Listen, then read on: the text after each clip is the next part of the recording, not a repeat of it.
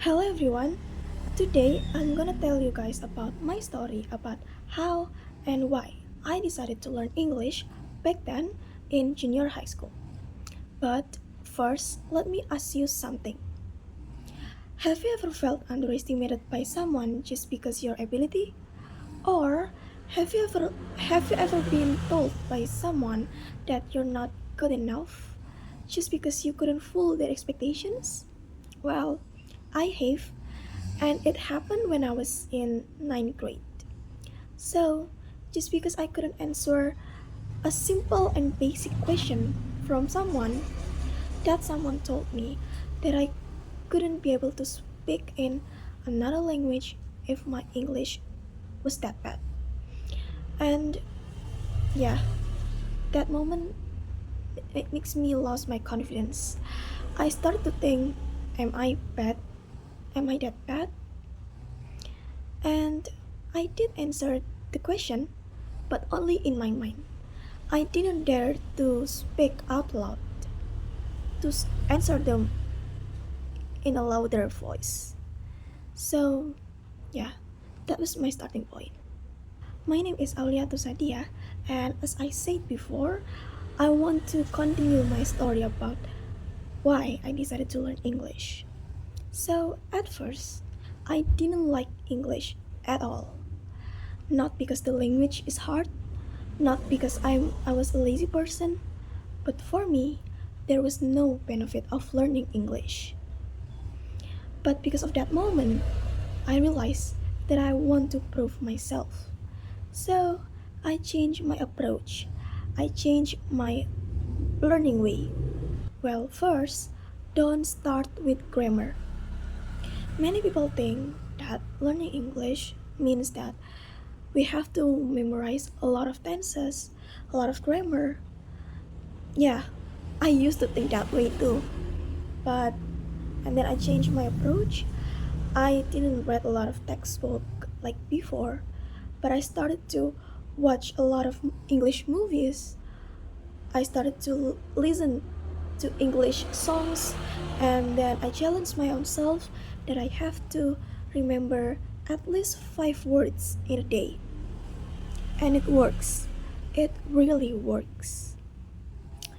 I started to understand each by each words, and then yeah, I feel like, oh, English is not that hard, and I think I can ace in this language. Second, don't be afraid of making mistakes.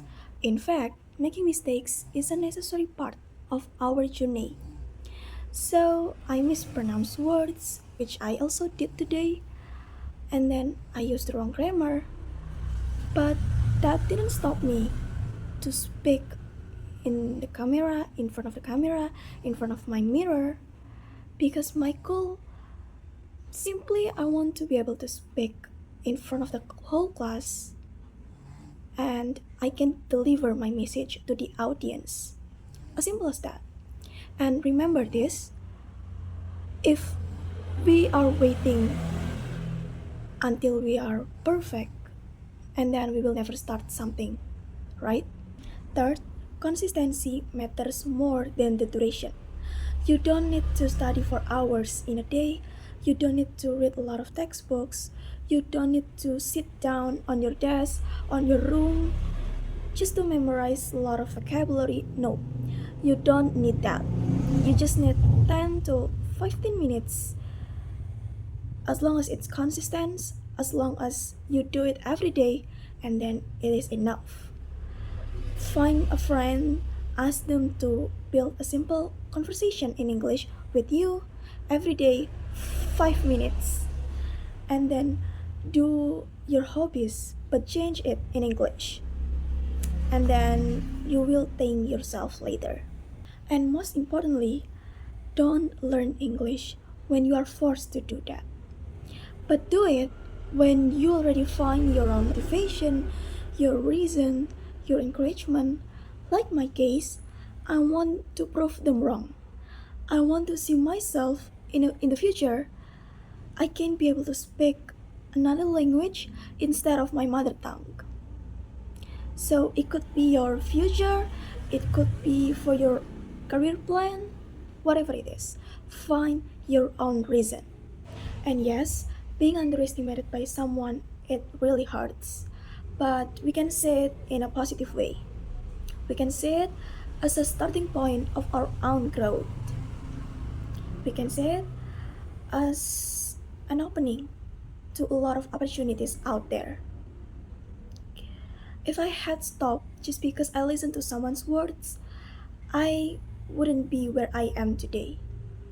I wouldn't dare to take a lot of challenge in my life. I wouldn't dare to join English debate club when I was in vocational high school back then. I wouldn't dare to be in an international class right now in a university, which is also open a lot of opportunities for me, and one of them is this English training. So please don't listen to someone's words and find your right method to learn something. And thank you for listening.